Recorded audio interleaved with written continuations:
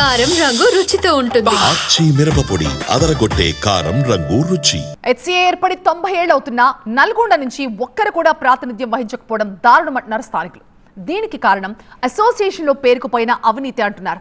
ధనబలం, రాజకీయ బలం ఉన్న వారికి అవకాశాలు ఇస్తున్నారని మండిపడుతున్నారు. నల్గొండ జిల్లాకి కనీసం కిట్లు కొనేందుకు కూడా నిధులు రావడం లేదని పలువురు కోచ్లు అసహనాన్ని వ్యక్తం చేస్తున్నారు. దీనిపై మరిన్ని వివరాలు మా సీనియర్ కరెస్పాండెంట్ రేవణ్ అందిస్తారు. హైదరాబాద్ క్రికెట్ అసోసియేషన్పై సిఐడి చేస్తున్నటువంటి దర్యాప్తులో అనేక కీలక అంశాలు అయితే వెలుగు చూస్తున్నటువంటి పరిస్థితి కనిపిస్తుంది. ముఖ్యంగా హెచ్సిఏలో ఉన్నటువంటి నేతలు కొంతమంది అయితే తమ గుత్తాధిపత్యంతో గ్రామీణ క్రీడాకారులకు ఏమాత్రం ప్రోత్సాహం లేని విధంగా వ్యవహరిస్తున్నట్టుగా తెలుస్తుంది. దీనిపై ఇప్పటికే జిల్లాలో ఉన్నటువంటి అనేక క్రీడా సంఘాలు కానీ కోచ్లు కానీ మండిపడుతున్నారు. మనతో పాటు మనం నల్లగొండ జిల్లా కేంద్రంలో ఉన్నటువంటి ఒక గ్రౌండ్లో ఉన్నాం. ఇక్కడ చాలామంది క్రికెటర్లు ఉన్నారు, కోచ్లు ఉన్నారు, తల్లిదండ్రులు కూడా, పేరెంట్స్ కూడా ఇక్కడ ఉన్నారు. వాళ్ళ ఏం చెప్తారు ఏంటి అనేది ఒకసారి తెలుసుకునే ప్రయత్నం చేద్దాం. చెప్పండి, ఎట్లా అంటే హైదరాబాద్ క్రికెట్ అసోసియేషన్ ఇప్పటికే అవినీతి అక్రమాలకు పాల్పడ్డట్టుగా సిఐడి చెప్తుంది. మీరు ఎట్లా చూస్తారు? మీకు ఎట్లా అనిపిస్తుంది? ఇది ఇంతకుముందు కూడా ఉన్నది. చాలా ఏళ్ళకెళ్ళి ఇప్పుడు దగ్గర ఒక 10 ఇయర్స్ నుంచి మేము క్రికెట్ ఆడుతున్నాం. ఇక్కడ ఉమ్మడి డిస్టిక్లో ఒక గ్రౌండ్ కూడా ఇప్పటివరకు అనేది లేదు. మనం ఎప్పుడైనా న్యూస్ పేపర్లో చూస్తే విదర్భ లాంటి చిన్న చిన్న టీము రంజీ ట్రోఫీ, ఇప్పుడు తమిళనాడు, కర్ణాటక, ముంబై, ఇప్పుడు మళ్ళీ ఈవెన్ కోల్కతా, ఇది బెంగాల్ టీము, వాళ్ళకి గొప్ప చరిత్ర ఉంది. మనం గొప్ప చరిత్ర గురించి చెప్పుకుంటున్నాము. అదే న్యూస్ పేపర్ చూడగానే, హెచ్సిఏ చూడగానే ఓన్లీ అవినీతి గురించి వస్తున్నది. హెచ్సిఏ క్రికెట్ అకాడమీ అనేది ఇంతవరకు ఉన్న నల్గొండ డిస్టిక్లో కానీ మా దగ్గర అయితే ఇంతవరకు నేను గత 20 సంవత్సరాల నుంచి క్రికెట్ ఆడుతున్నా.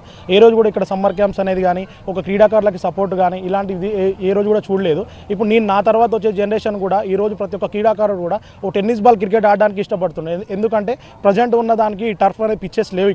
ఇక్కడ క్రికెట్ సపోర్టింగ్ లేదు. ఒక బాల్స్, ఒక కిట్టు, ఒక మ్యాట్ ఇలాంటివి ఏవి కూడా మనకి అందుబాటులో లేవు, ఇవ్వలేదు ఎవరు కూడా. అక్కడ ఉన్న ఎవరైతే అధ్యక్షులు ఉన్నో ఆ చెంచాలని, అనుచరులను ఇక్కడ ఒక్కొక్కరిని ఏర్పాటు చేసుకొని, డిస్టిక్ వైజ్గా ఏర్పాటు చేసుకొని అక్కడ ఉన్న నిధులను దారి మళ్లించి వీళ్ళు ఇంతసేపు ఉన్న సమ్మర్ క్యాంప్ చిన్న పొరగాలని అండర్ 14 అని చెప్పి స్కూల్ పోయే పిల్లగాలను తీసుకొచ్చి క్రికెట్ ఆడిపియడం, ఇలాంటివి అసలు వాళ్ళని కూడా, వాళ్ళ పేరెంట్స్ కూడా నా కొడుకు ఈరోజు క్రికెట్ ఆడుతున్నాడు, ఒక ఉన్నత స్థాయికి వెళ్ళాలని టైం కేటాయించి క్రికెట్ ఆడిపిస్తున్నారు. అలాంటి అంత ఇంట్రెస్ట్ ఉన్న క్రికెట్ని ఈరోజు ఇదే హైదరాబాద్ క్రికెట్ అసోసియేషన్ అనేది సర్వనాశనం చేసింది.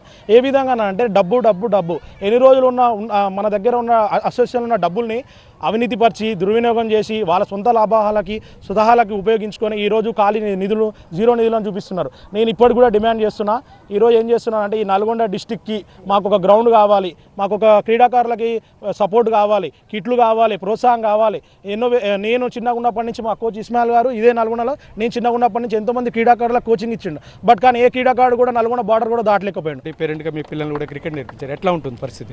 వాస్తవంగా నేను ఈ ఎన్జీ కాలేజ్ గ్రౌండ్లో 85-95 మధ్యలో ఒక 10 సంవత్సరాలు క్రికెట్ ఆడేది. నాకు క్రికెట్ అంటే చాలా మక్కువ. సరే, ఆ తర్వాత మా పిల్లల్ని కూడా నేర్పించాలనేటువంటి ఆలోచన ఉండే.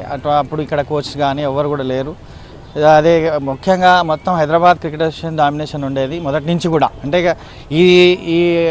ఇది అనేది మన అన్యాయం అనేది మొదటి నుంచి జరుగుతున్నది ఈ గ్రామీణ క్రీడాకారులకు. నల్గొండ ఇలాంటి district head quarters moment Nalgonda జిల్లాలో కానీ, మిర్యాడలో కానివ్వండి, తర్వాత అక్కడ మేము చిన్న టోర్నమెంట్స్ అయ్యేవి, అక్కడ మేము పార్టిసిపేట్ చేసేది. మరి అక్కడ అప్పటి నుంచి మేము అనుకునేది, అరే మా నల్గొండ నుంచి ఒక మంచి క్రీడాకారుడు వస్తే బాగుండేది, ఒకరిద్దరన్నా ఉండాలి అనేటువంటి ఆలోచన చేసేది. కానీ ఇవాళ 45 సంవత్సరాలు అయింది, అదే పరిస్థితి ఉన్నది. ఏదైతే హెచ్సిఏలో ఉన్నటువంటి లీడర్ల యొక్క గుత్తాధిపత్యంతో గ్రామీణ క్రీడల్లో గ్రామీణ ప్రాంతాల్లో ఉన్నటువంటి ఆనుమత్యాలు లాంటి క్రికెటర్లను బయటకు తీసుకురాలేకపోతున్నామని చెప్తున్నారు. ఏదేమైనప్పుడు కూడా ఒకటైతే ఎస్ఏతో పాటు జిల్లా కమిటీలను కూడా పూర్తి స్థాయిలో ప్రక్షాళన చేసి గ్రామీణ ప్రాంతాల్లో ఉన్నటువంటి క్రికెటర్లకు ప్రోత్సహించాల్సిన అవసరం ఉందని చెప్తున్నారు. Camera person కుశల్తో Revan, TV 9 Nalgonda.